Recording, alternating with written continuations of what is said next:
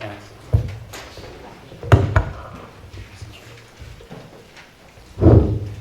better. Oh, okay, so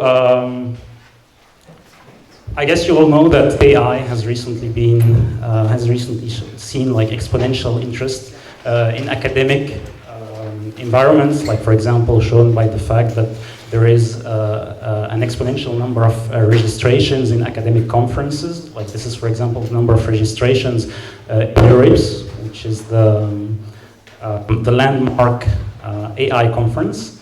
As you see, for example, we have like 10 times more people attending such conferences in 2018 than in 2008. So this is really like, from the academic perspective, we have much more interest in the last few years. This is from the academic point of view, but we also have like a lot of interest in AI from entrepreneurial perspectives. So this is, for example, this graph, for example, shows the number of startups globally and the number of startups in AI that are created in the last few years. And as you can see, the number of AI startups is growing exponentially in the last few years, but the number of, while the number of startups basically is, the global number of startups is like increasing linearly. So most of the startups that are created in the last few years have, to some extent, a relation with AI. So this is all good, and probably you all know about this. Where is this AI activity taking place? So this map here shows the number of people who publish in top conferences in AI and have LinkedIn profiles, basically, that are related to AI. And what we see here is that this map is dominated by North America, Europe, Asia to some extent, but North Africa is largely absent from this map. And the goal of NASSMA is really to promote as much as possible AI in North Africa and the Arab world in general. So NASSMA is a summer school for now, but it's really an initiative we're trying to create to promote AI in North Africa and have this ecosystem, this AI ecosystem that can really help creating like startups and so on in the next few years. It's worth to mention that NASSMA, for the non-Arabic speakers, means breeze, and we really hope that NASSMA is going to be like a breeze to this area, the geographical area, in terms of AI, and we'll have like many exciting projects coming out of this area in the next few years. So now I have the pleasure now to introduce, like, to show you the speakers, and you probably have seen this already in the website. We have really speakers, top speakers from academia and from industry, and you'll get to hear about many different topics in AI from these world experts in many different areas in AI. Okay. So the program that we have is the following for the week. We have a very exciting and very packed program for the week. So hopefully you will learn many things. So today, the first lecture we'll be having is an introduction on machine learning, which I will be giving. And then you'll learn about the basics of machine learning. You'll then have like some introduction on optimization, which is really a fundamental tool that we use in machine learning. And then you'll have a lab on, like the first lab will be on machine learning, introduction to machine learning and TensorFlow. So after the lab will be taking place here. So after the lab, we'll be having a welcome reception where we'll have the vice president of the university who will give a short talk. So please remain here. Not to be here, right? Okay. So please remain here after the lab so that you attend the welcomes and reception. And yeah, so tomorrow we have computer vision lectures, and then we have advanced topics on optimization, which is followed by TensorFlow, like a course about TensorFlow 2.0 by Kemal, And then we have a lab on computer vision. So the next day you learn more about how do you actually treat sequential data, like natural language processing and so on. And then this will be followed by a keynote by Yasser and Mustafa, followed by a panel discussion on AI in North Africa. Where do we go from here? What are the initiatives that have been done so far, and where do we go from here? Followed by a poster session and a light dinner. Friday is a light day, so you can kind of like relax a bit. In the morning, we have a course on applications of ML. Thursday, yeah. I skipped Thursday. Yeah, so we have statistics for machine learning and recommender systems as well as generative models. So Friday we have, as I said, a light day where we have Bernardino who's going to present applications of machine learning to healthcare. And then you will have a visit to Marrakesh. So more on this from Ikram after I finish like these slides. So Saturday we also have like just the morning sessions. So we have a course on robustness of neural networks, like how easy is it to attack neural networks, how robust are these to perturbations and so on. And then we'll have a course on one of the state-of-the-art and really advanced topics in machine learning, which is reinforcement learning. Okay. So yeah, I want to emphasize about the fact that the keynote as well as the following event, so basically the panel discussion, is going to be an open event for everyone. So please do invite your friends and colleagues and so on. So that's you don't need any registration for this. So please do invite as many people as you want to attend this event. And the panel is going to involve these awesome panelists here. Yeah, so just to finish, I would like to thank our sponsors who, without whom this would have been possible. So OCP, the university, DeepMind, Google TensorFlow, and OCP Solutions. So last thing before we go to the practical part, if you want to tweet, please do use this hashtag here. So without further ado, I will give the mic now to Ikram, who will present more practical stuff. Thank you, Hussein. Hello, everybody. I just want to present you some practical information during your stay here in the university. Welcome to UM6P. So the first point is about the schedule. We have a special schedule that you can find more information in your booklet. For the meal, all the meals will be presented in the restaurant of UM6P.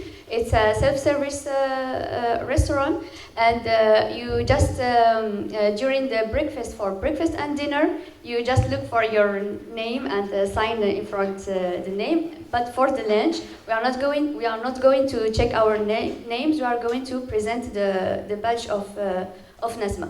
Okay, and you will find a phone number for taxi and the medical center in the booklet. And concerning the sport, for people who want to practice, you can use the outdoor field if you want for the university. But for security, we don't have the permission to use the indoor sport center. The visit to Marrakesh, so I present to you here the program, so you can have an idea what it's about. So we have two big things. The first one is a visit to Marrakesh Medina and the Koutoubia, the famous mosque. And the second part is a dinner in a restaurant named Shahraman. It's a nice place. So please, everyone interested to join us in this visit. I think you received yesterday an email for it's please fill in the form before Tuesday 2 p.m. Just to have an idea for people that are interested to go both to the visit and the dinner, and people who is just interested to the dinner. Okay, so the departure to Marrakesh will be 3 p.m. We'll arrive to Marrakesh 4 p.m. We will have a guided visit from 2 to 8. And in 8 p.m. We will have the transport from Kutubia to the restaurant. And after the dinner in 10 p.m. we will return back to Bangui. So for localization part, for people who want to be localized, so now we are here in this part. We are in the teaching building. So the panel will be in front of us. So this building is the Congress or the conference center. I know you already found the coffee break part, yeah? And the restaurant is just in front of us, so you just go through the pergola and it's in front. And in the left of the restaurant you can find the mosque for people who want to pray. So if for any information, please, you can go you can ask the organizing committee. It's wearing a yellow t-shirt, NASSMA t-shirt. And we are here for you, so I give the word to Hussein. I don't know if there is a... Yeah, if there is any question before we start the course. Okay, great, so let's start. So no questions? Okay. I have a question. Yeah. Where is the shuttle going actually? The shuttle, is it just on the campus or is it? Well, the shuttle is for people that that are not in the campus. So we have people that are resting in some other, for example, the hotel or Villa Marguerite. So the shuttle will be for those people. People that are in the campus, I think they don't need the shuttle. Okay. If you want to go to the city, you can call the taxi. You have the number. If you want something, you can call him. He came to. So I think in the map I localized the place where the taxi is. So in the map, in the two gates. So when you call a taxi, he will wait for you in either the first or the second gate. So yeah, it's a it's in yellow, doesn't it? So the first one here, the second one. Okay. Another question? Okay, so let's start with the course.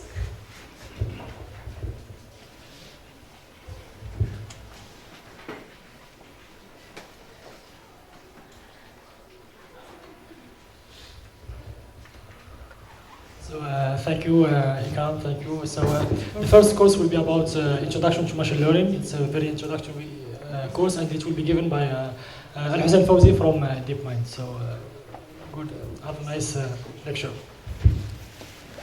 Thanks, Saad. So yes, we'll be starting with basic concepts. We'll be starting with... yes. My background. Yeah, so I'm a research scientist in DeepMind, and I work on robustness of neural network to perturbations and stuff. So this is going to be like my main area of expertise presented at the end of the summer school. But if you want like a more in-depth background, maybe you can have one like one-to-one. Okay, so the goal of this course is basically to give you a tour d'horizon or an overview of different topics in machine learning and what can we do currently with machine learning.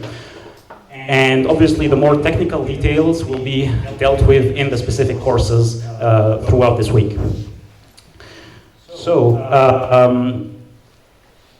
even among practitioners, we have not a unique definition of machine learning, but the first definition of machine learning can be dated back to 1959 from Arthur Samuel, who basically stated that machine learning is the field of study that gives the computer the ability to learn without being explicitly programmed.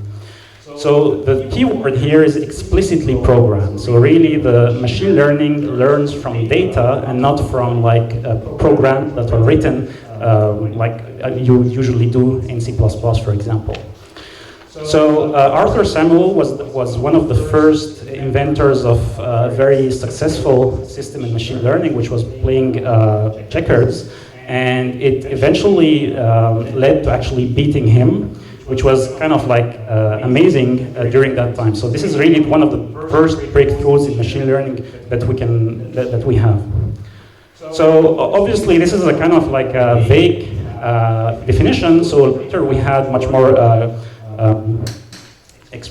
like concrete definitions. The one from Tom Mitchell is usually the one that is taken, which is basically saying that a computer program is set to learn from experience E with respect to some class of tasks T and performance measure P if its performance at tasks in T as measured by P improves with experience E. So if you take the example of checkers that I was just discussing, so the task here is the checkers, okay? And the performance measure is how often the computer program beat a human. And the goal of machine learning is to have this system that basically improves if you play more and more games, okay? So probably these definitions are a bit theoretical. So the way I would maybe present this, and I think this is probably the easiest way for computer programmers, is to show the difference between traditional programming and machine learning. Okay? So in traditional programming, what you would basically do is to code some C++ code or like Python code or your preferred language, and then you would give it some data. Okay? You would feed this to a computer, and then you get some output. Okay? For example, let's say you have to compute, to know whether a number is prime or no. So you basically compute, you write a computer program to determine whether a number is prime or no. You would give it some data, and then you get the output whether this number is prime or no. Okay, so that's the traditional way things work, and I'm sure we're all familiar with this. Now, the difference in machine learning is the following. So we have in the input here the data as well as the output. Okay? So instead of basically writing a computer program that determines whether a number is prime or no, you would basically tell the computer that 2 is a prime, 3 is a prime, 4 is not a prime, 5 is a prime, 6 is not a prime, 7 is a prime, 8 is not a prime, 9 is not a prime, and so on. Okay? So you give it basically the data as well as the output, the labels, and then what you want at the output is a program that determines whether this a number is a prime or not. Okay? So once you have this program, which was learned from the data that you have given, you can basically apply this to any kind of data. So you could ask it, for example, is 101 a prime or no? Okay? And then the idea is that this program is able to generalize to this data that was not seen during this training, basically. Okay? Is that clear? Yeah? Okay. Now, this might sound a bit when do we even apply machine learning, right? So in most cases, I can actually write a computer program that does what I want. So why do we need even think about this complicated system where you have this output in the input to the program, basically? So to understand this, let's consider a simple task of optical character recognition, which is basically the task of determining, of basically knowing that this is an A and this is an O, for example. So you have some pixels, you have some image like of a letter, okay, and then you want to determine which letter is represented in this image, okay. So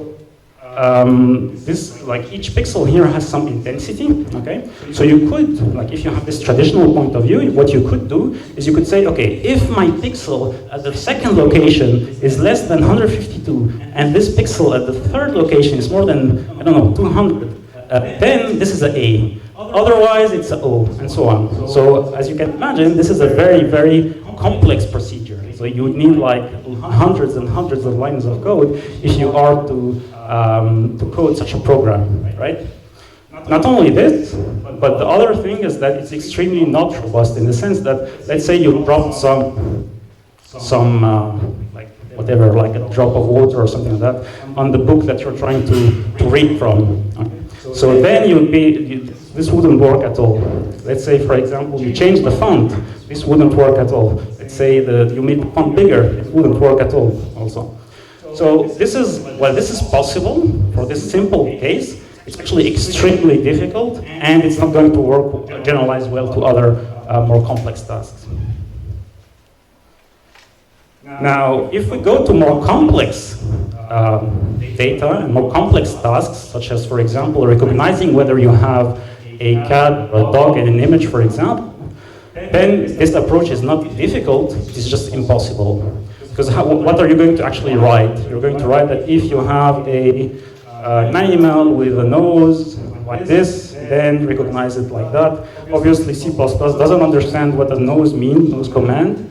So you wouldn't be able to code such a thing using traditional programs because we cannot express really concisely what the dog means. Okay, using like the expressions in C++, for example.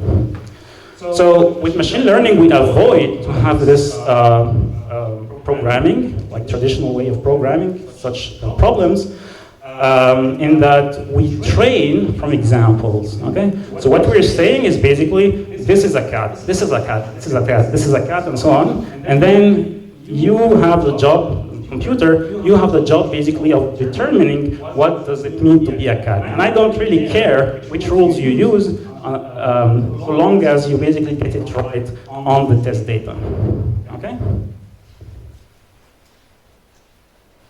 So yeah, I want to emphasize just on the fact that there are cases where machine learning doesn't apply, okay? So for example, the example that they gave in the last slide, like knowing whether a number is prime or no, just don't use machine learning for this. Because we have a concise way of writing the computer program, right? So not all problems can be used machine learning for, and obviously problems where it's hard to write a traditional program for. Okay, so let's go a bit into more details and consider the task of handwritten digit recognition, which is really the canonical task in machine learning that is used. So the task here is that you have an image, okay, and the image is, for example, 28 by 28 pixels, okay, and like each pixel is represented by an intensity value, okay, so it's between 0 and 1. Let's say it's 0 if it's a white pixel, and it's 1 if it's a black pixel, okay.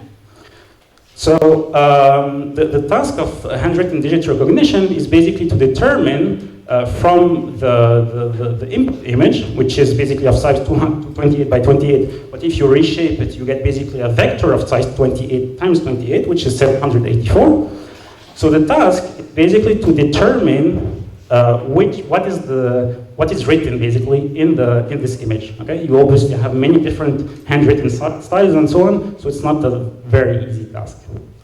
So we say that this is a classification task, and the goal, mathematically, is really to learn a mapping from the input image, which is represented by a vector of pixels, okay, or an array of pixels, basically, intensities between 0 and 1, to this set here. So you want to determine, basically, the digit of it, so 0, 1, 2 to 9, okay? So that's basically the goal of image classification for handwritten digits. So, okay, so you're given this task, and then, so what do you do, okay? So the first thing one can do is basically to determine what kind of machine learning are you dealing with. So here we're obviously dealing with a supervised classification task. So classification, I just explained it because you have categorical variables. You want to basically determine which digit is it. So you're not trying to have some regression. You're not having to predict continuous variables, but you're predicting categorical variables. And supervised, because what you do is basically to gather training data along with their labels and you're going to use this data in order to predict a classifier. So supervised in the sense that it needs human supervision. Okay, so you'll basically need to gather this training data, for example, and you'll have to have a human annotator that tells you, okay, this is a 0, this is a 1, this is a 2, and so on and so forth. Okay? Okay, so now that we recognized what kind of problem is it, next step is to gather training data, as I said. So you probably, and this is really the not nice, like the hardest part of it. You need some human labor for this, where you basically will gather all these images, and then you'll hire an intern, or like you'll do it yourself, and you'll say, okay, this is a 0, this is a 1, and so on. So in the task of MNIST, for example, that is commonly used, we have 6,000 images per digit. Okay, so now you have a training data, and what you'll do next is basically to train a model. Okay, and this is really where intelligence and where really difficulty lies in. And we'll tell you more about this during this sub-school. Obviously, this gathering and training data, we can't tell you much about it because you just have to do it. But this is really where difficulty lies, okay? Now, say you train your model, and this model now outputs digits, 0, 1, 2, 9, okay? And now you want to determine how good is it, okay? So, what are you going to do? Are you going to basically test it on the same data that you have collected, or are you going to have a new data set? So obviously, when we sit for an exam, we don't have the same questions as the ones we had during exercise sessions with the professor, for example. So just like here, just like in this analogy, you have a test data that is different from this training data. And this is really a fundamental concept in machine learning, where you really need to evaluate your performance on a data that is different from the data that you collected to train your model. Okay? So if you actually do this work and you train a model, let's say a neural network, which we'll hear about more in this week, then you can basically achieve a 0.3% error rate, which basically means that if you classify 1,000 images, you get just 3 incorrect, which is a very, very good percentage. So this can be used in commercial applications, and this was actually one of the first applications of machine learning to recognize checks and zip codes and so on. So in the 90s, and it was really, it works really well.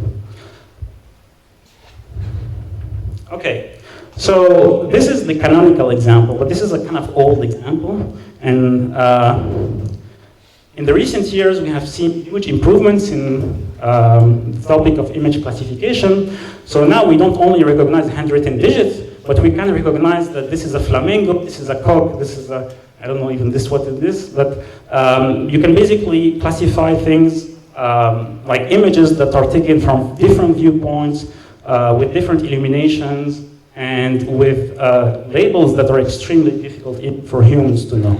Okay, so this was really one of the big breakthroughs in deep learning in the few years. Where there has been works that show that this is actually possible to achieve performance that is on par with what humans are able to do. Okay, but this is the same problem. This is the same setting as that of digit classification. Now the X is not anymore an image of size 28 by 28, but it's it's RGB image, so it's a 3-layer image basically, red, green, blue. I mean. And the Y, basically the target, is going to be what is the main object in the image. Okay? So as I said, the last few years has seen huge improvements in this area of computer vision, and so this is basically this is the error rate, basically, and this is what humans are able to achieve on this task, and this is what we get now, which is significantly better. So that's, I think, 5 something, and that's 2.9. So we are better than humans on such a task. Okay? And I'm emphasizing that it is on such a task because if you consider other tasks, humans are obviously much, much better. Okay. Now, knowing what the main object is in the image is something, but generally we want to have a bit more information about what is in the image. So, for example, we want to know, like, not only what, like, this is a kid fox, but where are the kid foxes? And here, where are the airplanes, and so on. And there's been a lot of work recently on this, on the object localization and detection. Now, the what you're trying to predict is not anymore like an object, like the label of the object, but it's the bounding box. So where is it? Okay. So you'll hear much more about this topic of computer vision during tomorrow's 2 lectures in the morning. So stay tuned about this. Okay. So obviously, machine learning is not only about images. You can have a lot of other diverse data, and one of the recent years have also seen huge improvements in dealing with sequential data. So sequential data is whether that's speech, natural language processing, all this kind of data fall under this sequential data paradigm. And for example, this has applications in machine translation, where you obviously like have a sentence and you want to translate it here, for example, to Arabic. Okay? So the way it's actually done, this machine translation, automatic machine translation, is a bit like this classification tasks, where you also have an X and you also have a Y. So here, the Y is going to be my Arabic sentence, and the X is going to be my English sentence. And the way it's trained is basically by aligning the data. So you have basically data sets where the first entry in the data set is going to be my English language, and then the first entry in the same data set is going to be my translated Arabic sentence. Okay, so using this aligned data, you can train very good translation models. And I think you've even seen this in Google Translate. Like Google Translate maybe 5 years ago was really, really bad. And now it's becoming really good. And this is due to the fact that we're using like very complex neural networks, which we will hear more about during Wednesday's lecture in the morning.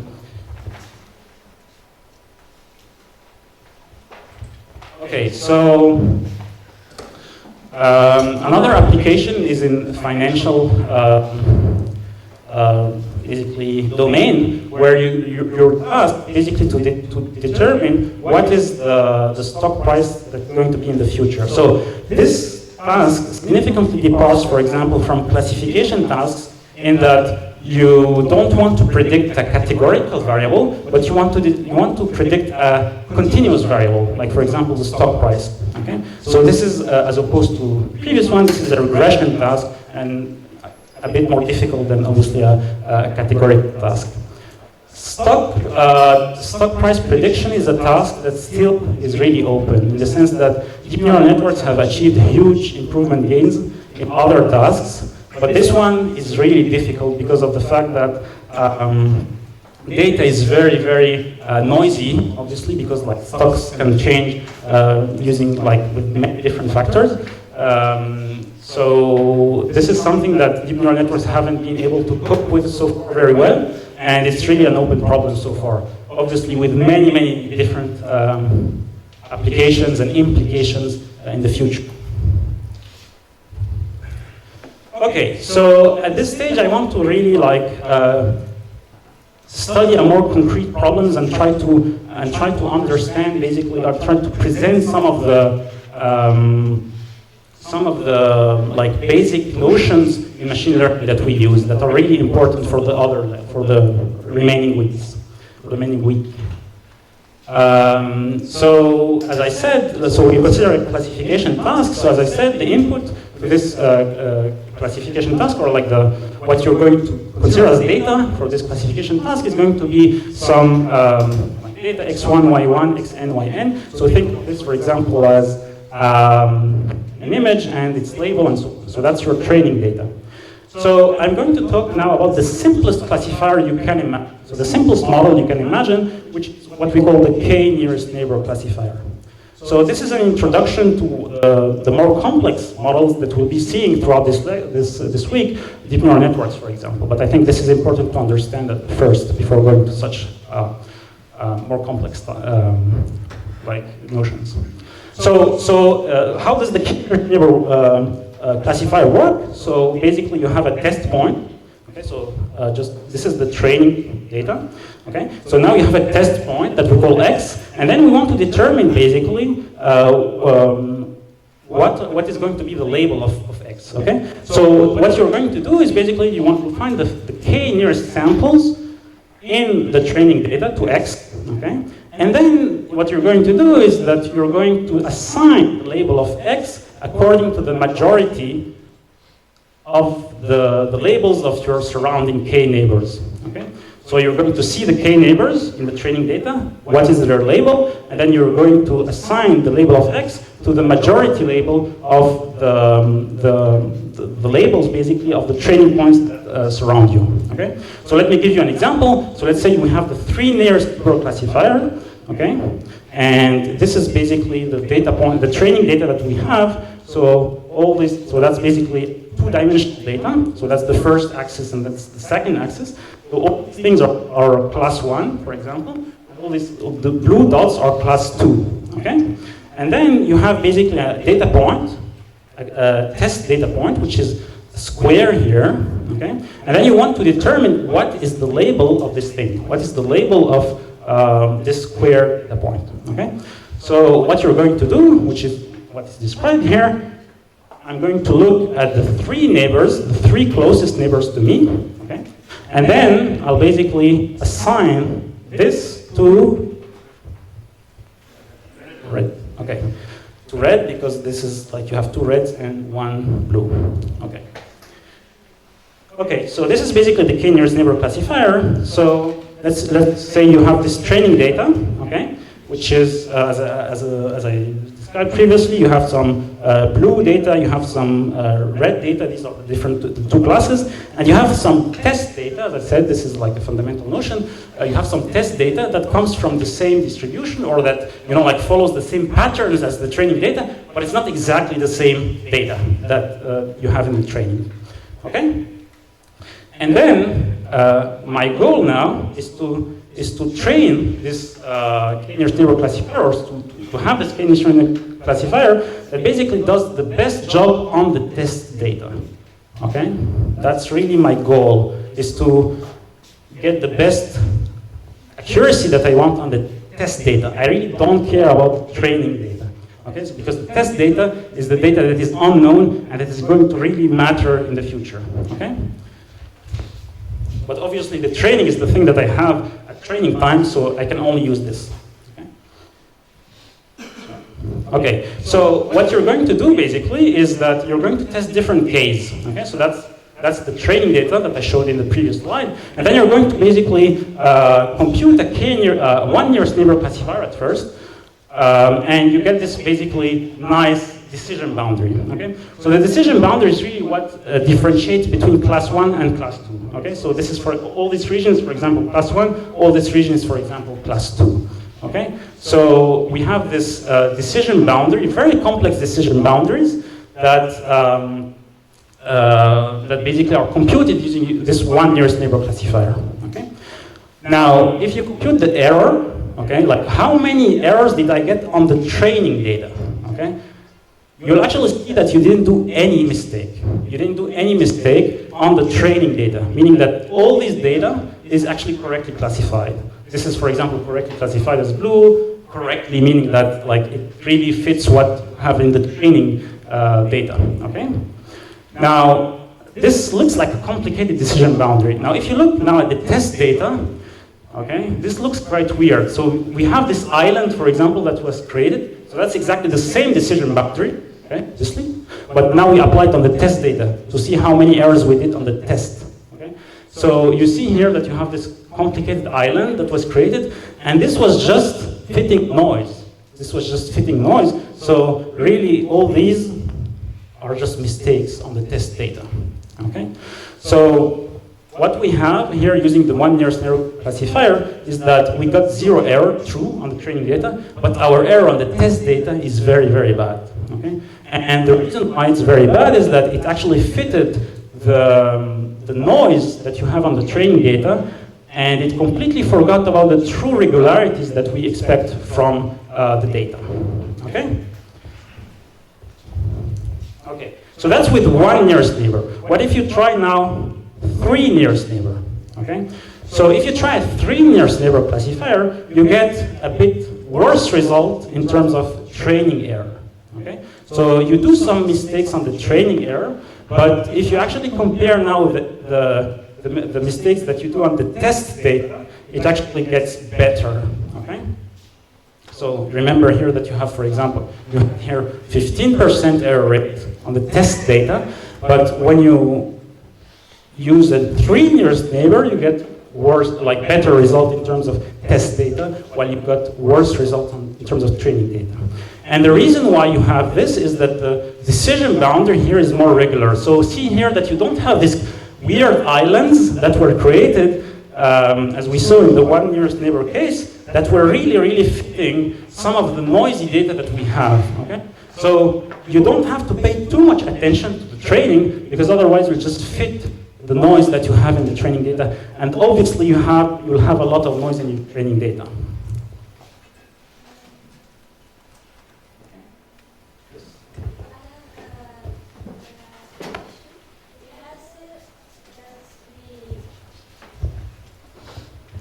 You have said that we should use an unknown testing data. What about validation? Yeah, so this is a concept that is going to be presented later, yeah. But validation, the short answer is yes. So you can use validation to like determine, for example, which K to use. No. My question is, we have to use an unknown validation data. Okay, so what you usually do is that you take your training data, which is known, and then you split it into 2, like a real training data and a validation data. So both of them are known. Okay. Okay. So the validation belongs to the training data, but it's just used in order to like tune the hyperparameters. Okay. But this is like a bit more advanced and will be presented later. Okay.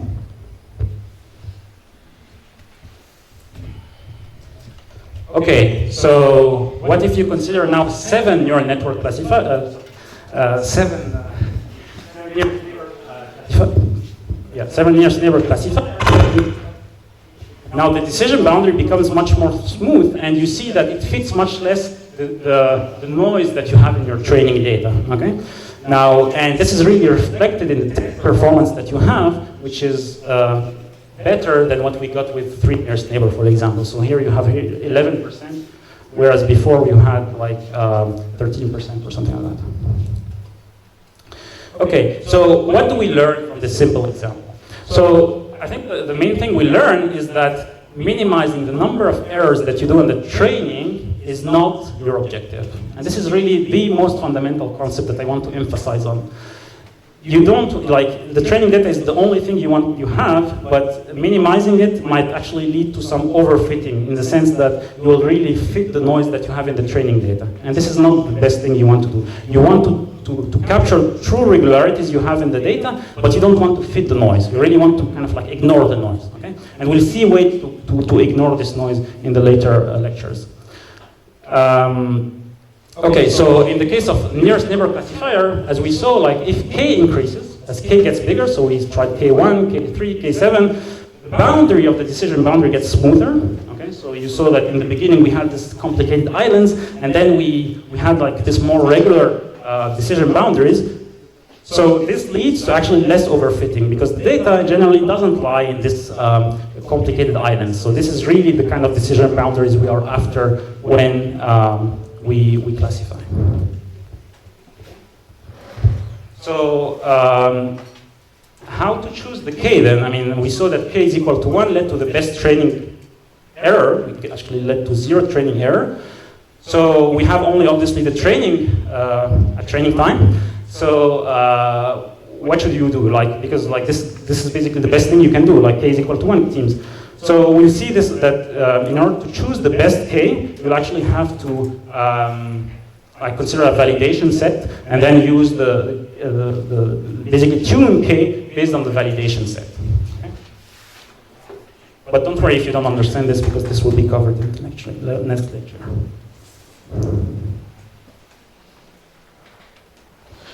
Okay, so nearest neighbor seems great, right? So you can learn like nearest neighbor is very simple. It's very easy to train, and it's a nonlinear classifier. So you really can get complicated shapes and so on. Why do we actually need to go to other models? Like, why do we need to consider like deep neural networks? If you've heard about deep neural networks. One of the main problems with k-nearest neighbors is that it relies on the distance between data points. So you remember that we had this intrinsic distance, and then we were classifying based on this distance between the different data points. So what is the distance between a cat image and a dog image? Or what is the distance between this dog image and this dog image here? Okay?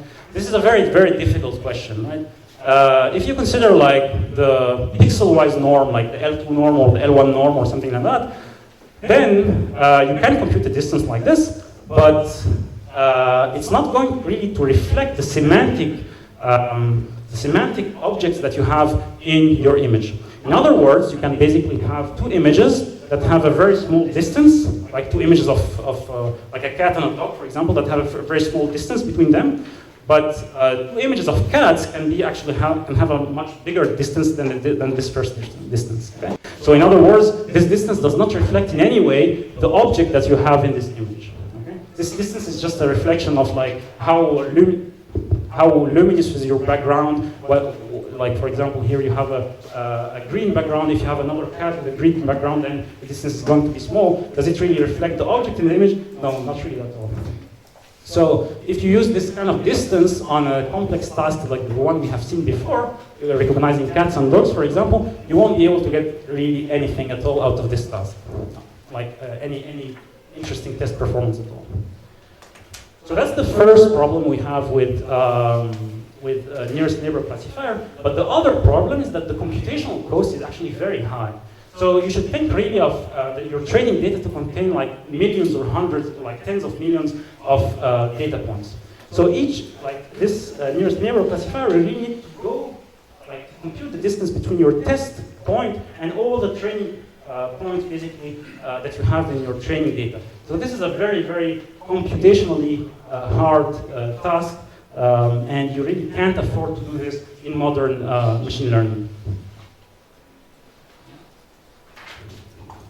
Any questions on this?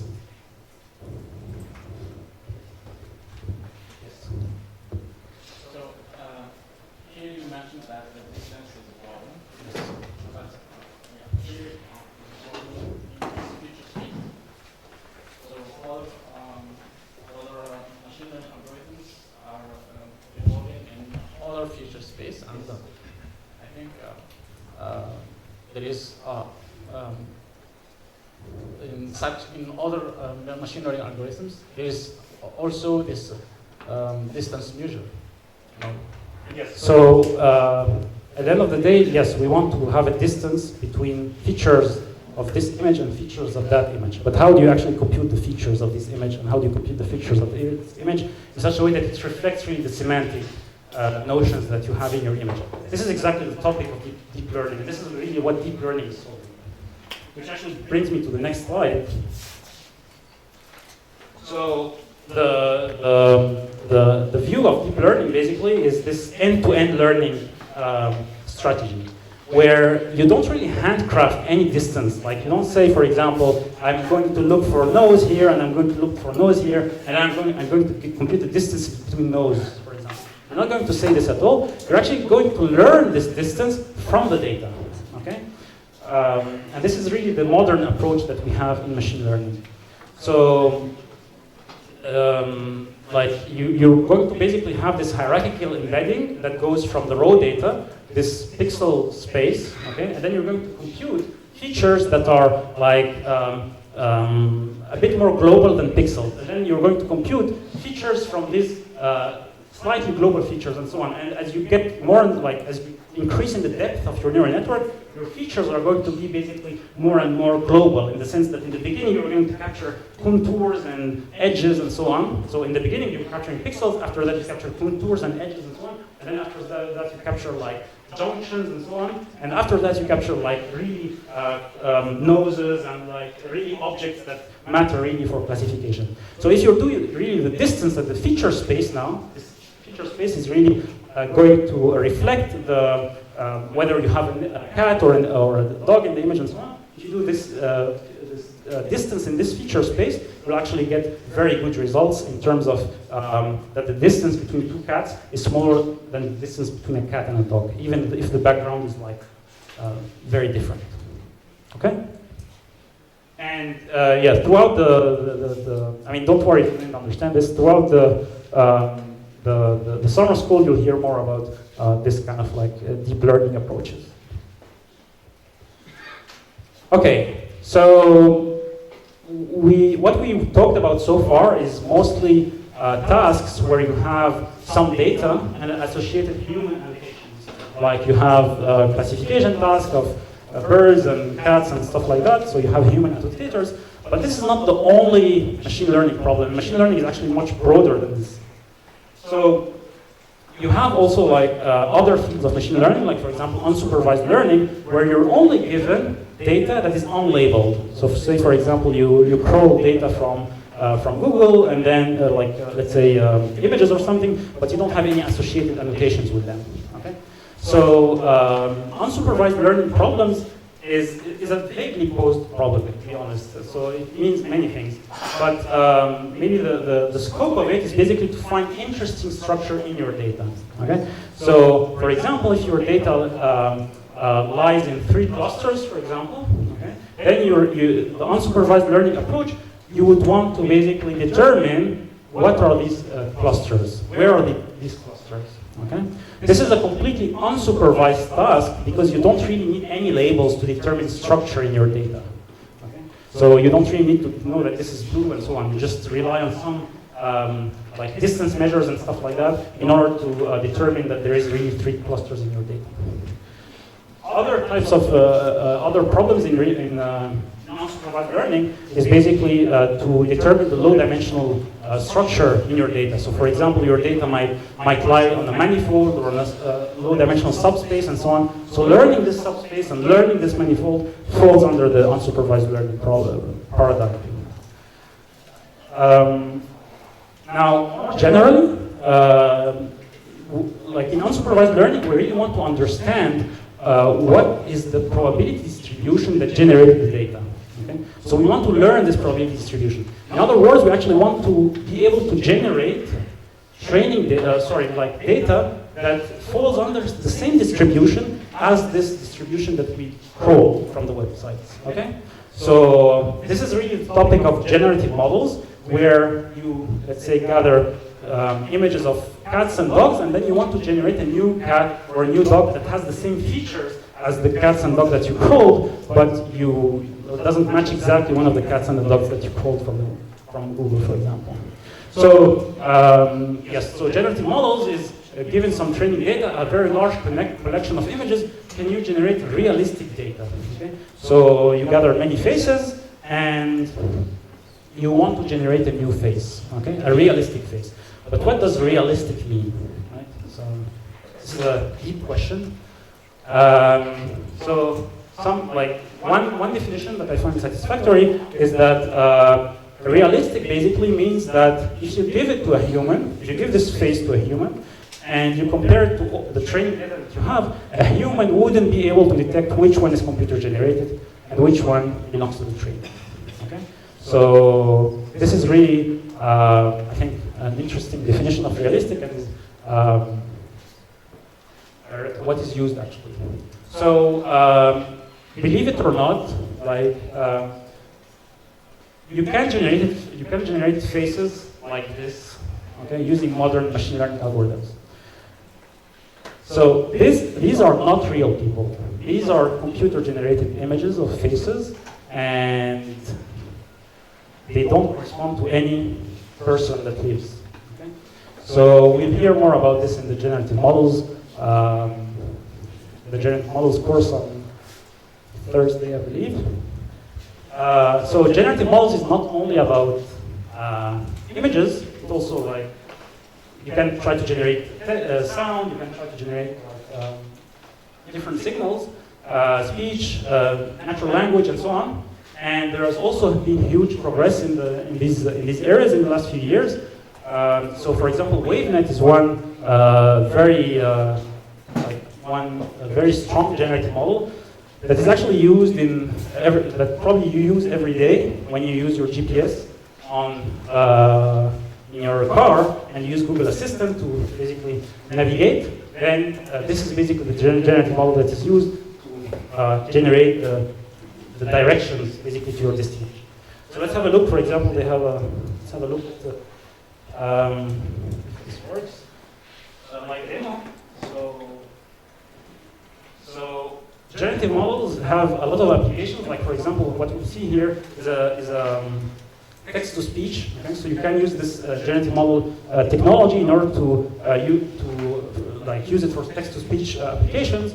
And the text-to-speech quality, where is this? The text-to-speech quality is basically much better than you get using other more traditional approaches that don't use machine learning. So, for example, if you type, I don't know, machine learning is great.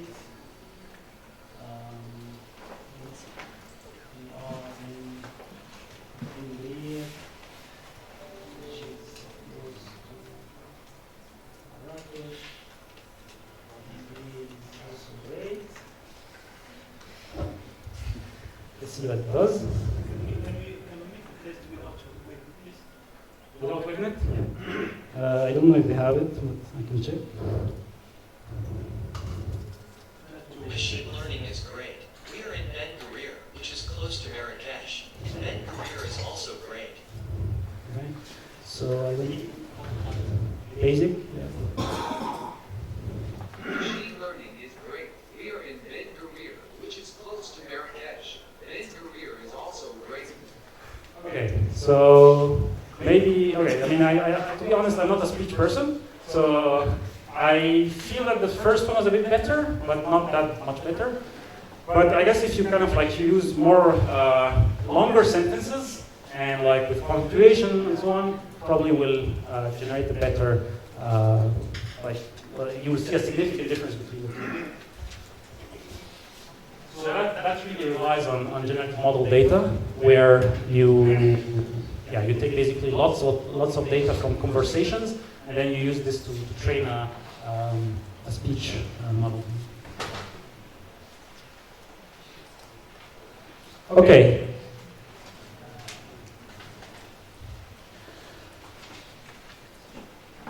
So during this summer school, we'll also be talking about recommender systems. So recommender systems are really fundamental technology that lies behind many companies like Amazon, Netflix, YouTube, Spotify, and so on, which is basically trying to recommend what to buy from what you purchased previously. Okay? So say you purchased like some books, and then Amazon is basically telling you, okay, this is probably the next book that you'll purchase. And this has a lot of implications, obviously, on the business of Amazon and the business of these other companies, right? So YouTube, you have a recommendation about the next video to watch, and so on. So we'll hear a talk about the basics of, and I think some advanced topics on recommender systems. So we also have a lab on this. We'll basically train a recommender system. So stay tuned about this very, very exciting application. Okay, so the last type of learning I want to talk about is a really like state-of-the-art learning paradigm, which is reinforcement learning. Okay? So in all the different tasks that I presented before, the data was always given to you. Okay, so the algorithm was always passive. So I was giving to you this cat image, this dog image, this cat image, this dog image, and so on. and then you just deal with it, okay? Now, with reinforcement learning, the paradigm is completely different. The algorithm is actually active in getting the data, okay? So it has this opportunity of getting the data that is the best for it in order to learn, okay? So we say that the algorithm in the reinforcement learning case is active, okay? So we have this loop between basically the data collection, where you basically collect data, and then you'll use it to train the model, okay? And then you use the trained model, you will use the trained model to get new data, and so on and so forth. So it's you know, it's something like you have to basically find an equilibrium between the collection and the training of the data, of the model, sorry. So more concretely, what you'll actually do is that you'll basically have some policy, and then you'll gather some experience. You'll gather experience using the current policy, okay? And then you basically use this experience, this data, in order to improve the policy based on the experience that you gathered, okay? And then you'll update the model, and then you'll collect new data, and so on and so forth, okay? So to best illustrate this, because this might be a bit theoretical, let's see an example. Yeah, this is a very active area of research. So let's see this example, which was really one of the first breakthroughs of DeepMind in the task of paradigm of reinforcement learning, where it was basically the task was basically to achieve good score or to achieve the superhuman scores on Atari games. Okay, so here what we have is a breakout game where your task. Okay, so your task, you have this thing here.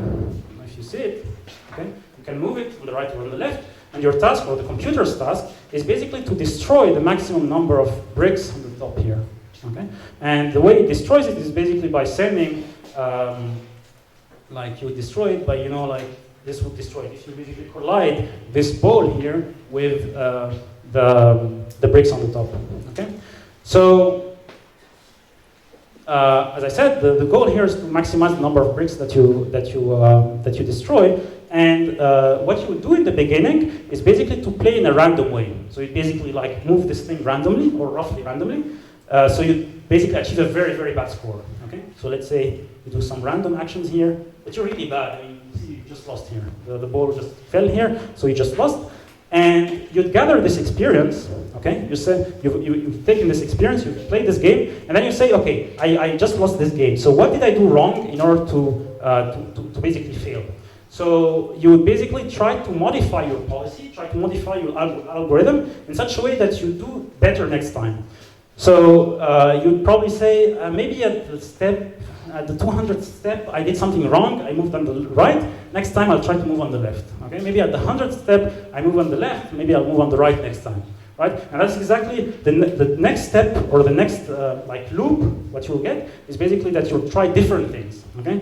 And as you play more and more games, so you'll gather experience, and then you'll improve your policy. You'll basically get better and better at this task. As you can see here, you get better. So, for example, here after 200 of such cycles, what you'll get is you'll get some scores. So, you just lost here, so you're not obviously perfect, but you're much better than before. So again, you're a bit better than before. Yeah, actually quite good.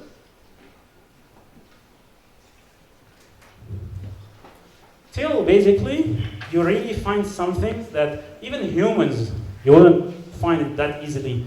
So here, for example, what you discover is a tunneling strategy. Okay, so you'll basically create a tunnel in this bricks, okay, in such a way that you maximize here the number of destroyed things, okay? And this computer program discovered this tunneling strategy without ever explicitly saying to the computer, you know what, if you actually do this tunnel, you will get the maximum reward, okay?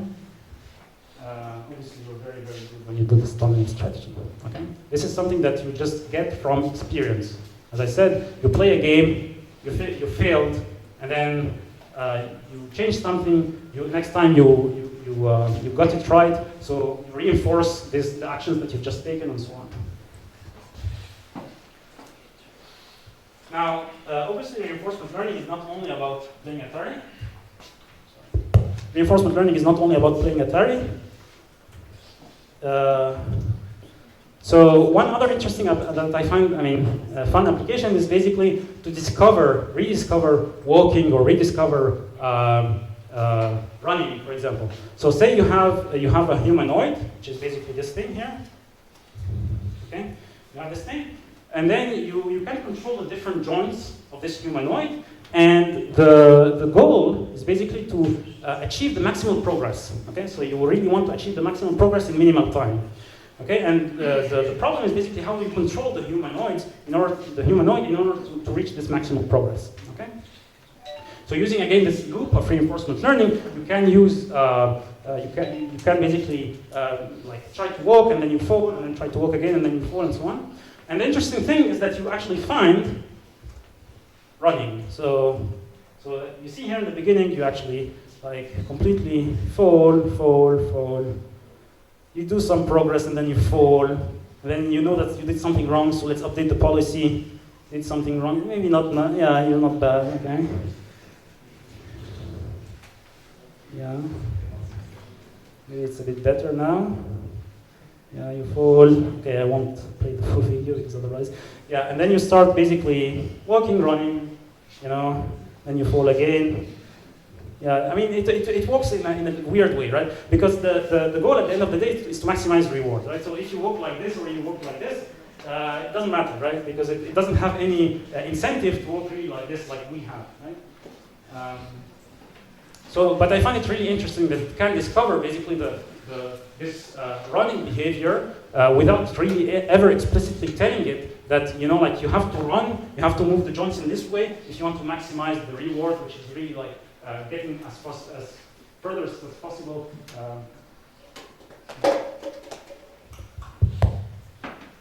Okay, so enough of this. So reinforcement learning is obviously not only about also training humanoids to see them walk and run. It has a lot of applications, like you probably heard about some of the very important advancements from DeepMind, for example, and OpenAI, where you could basically train like computer programs that play Go and that beat basically all humans on this very, very complex task, that play StarCraft, and also many, many different applications in robotics. So this is, for example, an initiative in Berkeley where you basically train a robot, for example, to fold something using reinforcement learning, to fold like a this thing. So you fold it, and obviously, like as you can imagine, the reward that you get might actually be very it might be very, very hard to learn all the different movements that you need to do if you want to fold it, right?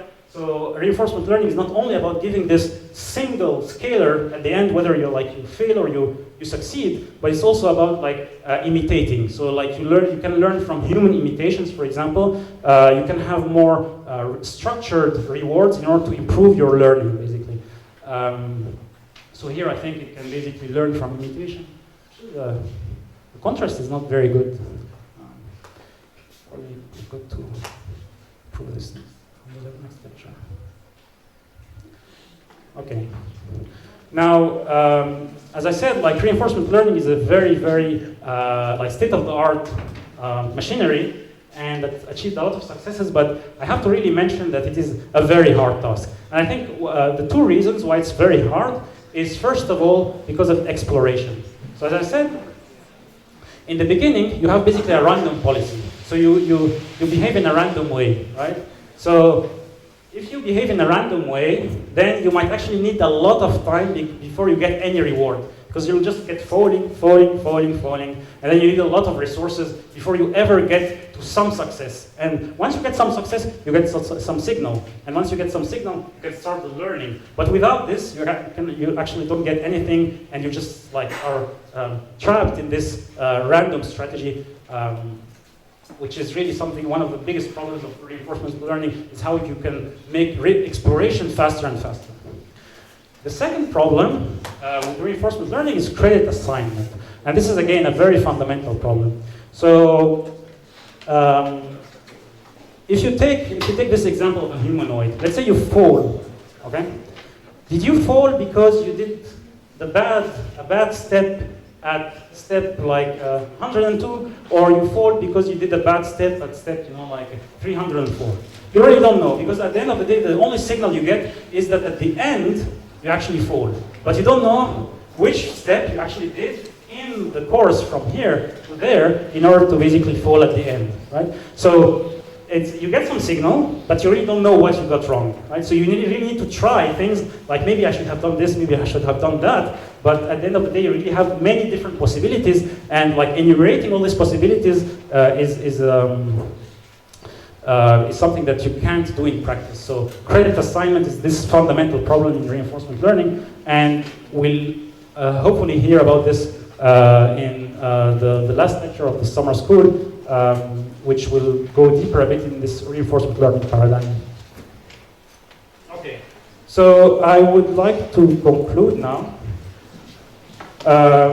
So what I tried to convey with this introductory lecture is that machine learning is really applied in a wide range of domains where you cannot explicitly program things. Like, you really have to learn from data, okay? We've seen different types of learning. The first type of learning we've seen is this supervised learning, where you get training data and you get the desired outputs, okay? Like, you have someone who annotates basically the data for you, and then you train basically based on this supervised learning paradigm.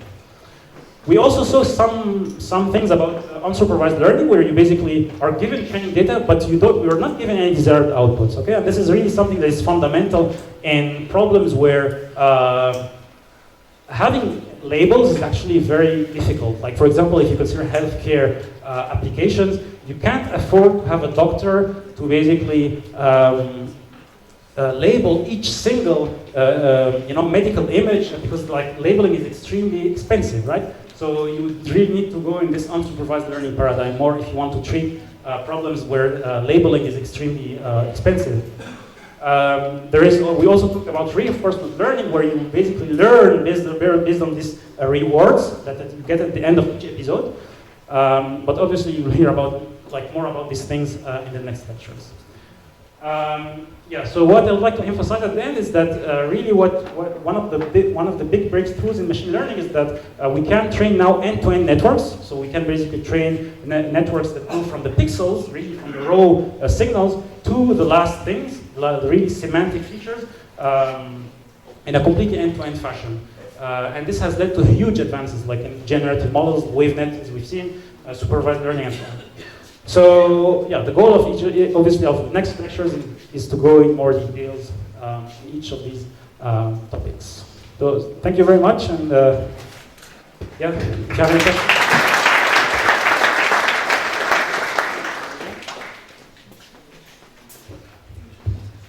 Thank you, Hussein. Thank you. Hello. Thank you very much for this really interesting presentation.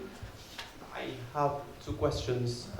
Basically, the first is related to the statistical learning. I was wondering, where does it stand? Specifically, you mentioned in the unsupervised learning that basically involves a certain fitting of the distribution to the data. So I was just wondering, is it just another term like statistical learning, or is it related to it another term for that? The second question is about the reinforcement learning. I was wondering, how do you define the reward? Is it some explicit programming thing that you do? What I mean is, like, for the person you showed that where the goal, like the ultimate goal, is to walk straight, but like, is it defined in advance? Because why not roll in or finding another way of, moving if the move that is the goal here? Thank you. Yeah, so I'll start with the second one. One of the hardest tasks in reinforcement learning is indeed to define the reward. That's really probably when you set up your problem, these things you really need to think about. Why didn't find rolling? Two possibilities. The first one is that it's not possible with the physical model that you have. Okay? Maybe you just put some constraints in order to basically maybe enforce, or not enforce, but like say, okay, I can't basically do this, like bending of my back. Okay. The second thing is that rolling is much slower than walking, and you're given higher reward if you walk, or if you attain your objective faster. So the faster you attain, you actually get the more reward. Okay. So let's say if you found the rolling strategy, then you'll probably get a 10 reward because you will arrive, but with some it will take 10 seconds. And with the other approach, with this running approach, you'll get like 100 reward because you'll get it there in 1 second. Okay. So for your first question, yes. So there is a very strong link between generative models and statistical modeling. And yes, so a lot of these generative models rely on statistical modeling literature. So we'll hear much more about this in the lecture. It's just I wouldn't give credit to this question if I just answered.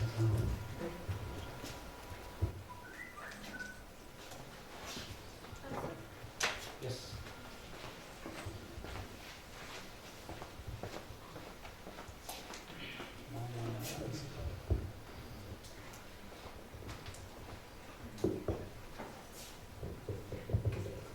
First, thank you for this presentation.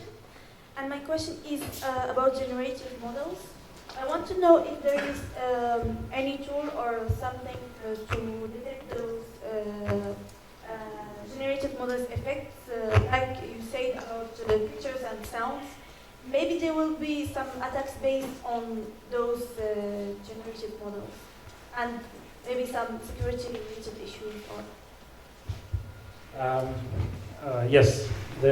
Currently, fortunately, we can detect. Like if you actually train a classifier to differentiate between generated data and true data, you can actually get a quite decent performance in the sense that you can really detect that these are generated, even though we might not be able to detect that these are generated. Computers can for now. But I completely agree that this will raise a lot of security questions if we are not able anymore to detect the difference between the two.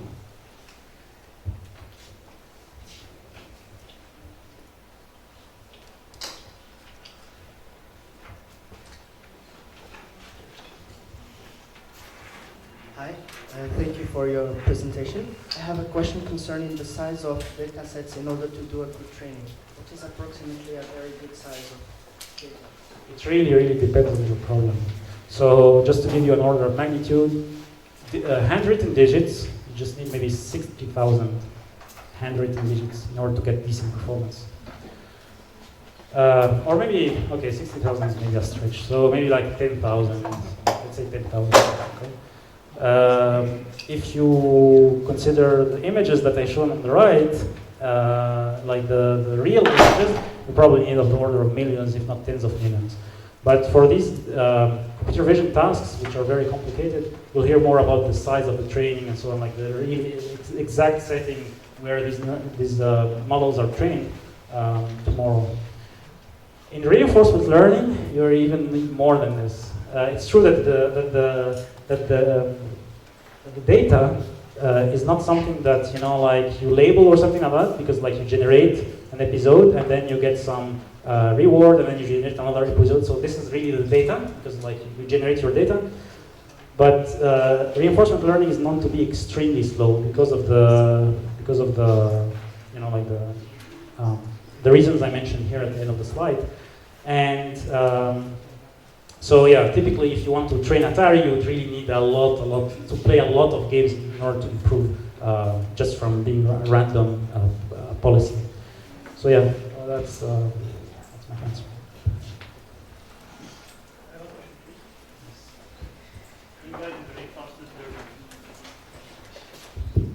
Thanks for your presentation. I have a question regarding the reinforcement learning. Should we start always with the random states, or we can like to accelerate the process. We can start from a state that we know that it is close to the achieving our goal. The more prior you can put in your model, the better. So if you have prior that, you know, like this, the solution lies next to here, just put it, obviously. Otherwise you just discover it, but I mean, you're not interested in discovering it from scratch, right? But there is some knowledge that could be reached when we start from the run. It depends, like if you really want to reach, like, you know, some things that you have never thought about, you know, then yes, start from a random strategy. But if you really think that, okay, I'm good enough by, you know, like, I don't know, like, I know that the strategy should lie in this region, just start with it, obviously, because you'll gain a lot of time. Oh, if you have GPUs to burn, that's fine, burn them, but otherwise it's just better to put as much data as you can.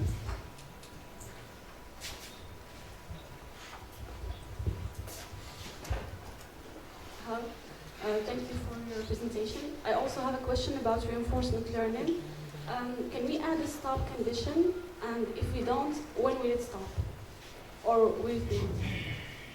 Yeah, that's a good question. So when will reinforcement learning stop? So theoretically, it never stops actually. So it stops when you just are happy with the solution, but you don't have any like. Yeah, I mean, you just set the conditions. So, for example, you just say, okay, if I achieve this amount of reward, then I'm fine. I'm just going to stop. Otherwise, you can just, reach a plateau and then run forever, right? But then when you reach a plateau, you probably say also, you know what, I'll just stop. Now, these problems are actually very complicated to train, as we'll see in the optimization lecture. So you might get deceived by a plateau, and then you get some jump again. So you might stop early. That's too bad. You just have to wait, and then, yeah. As I say, like, reinforcement learning is not something that is very well understood currently. There are many problems with it. It's a very open field. So yeah, that's, for example, one of the big problems. Can it start creating other rewards or deviate from the first goal? Is it possible? So yes, it can get worse. So it can start, like by, that's a big problem in reinforcement learning also, is that sometimes you just, like, discover walking or discover running, and then you kind of like forget about it, okay? And then you have to rediscover it again, okay? So obviously the optimization problems, as we'll see, are completely non-convex, very hard to optimize, so we have to deal with this. So maybe just a last question. Thanks for your interesting talk. We know that human learning is based a lot on social learning. So we learn from others a lot, and that could be. I was thinking that it could be a solution also for reinforcement learning algorithms. Basically, letting one reinforcement learning algorithm teaching another reinforcement learning algorithm. Maybe that. So the first one has learned a certain class of problems, and the second one wants to learn a class of problems that is related. And so that could also be an answer to the search problem, to the exploration problem. Has it been explored in the past? Yeah, so in the recent years we have seen some multi-agent reinforcement learning, where you basically train not only one reinforcement learning agent, but you train a bunch of them, okay? And these communicate with each other. Obviously there is a lot of interaction between these two, so that one can learn from the other. But again, this is an experimental field so far. So this adds actually a layer of complexity in terms of optimization. So you might maybe get some improvement, but you also get some difficulty in terms of learning, which we have to see for the specific problem, whether it's worth it or not. Thank you, Hussein. We'll have the occasion to deep dive in this thematics during the week. And for now, we give the floor to our next lecturer.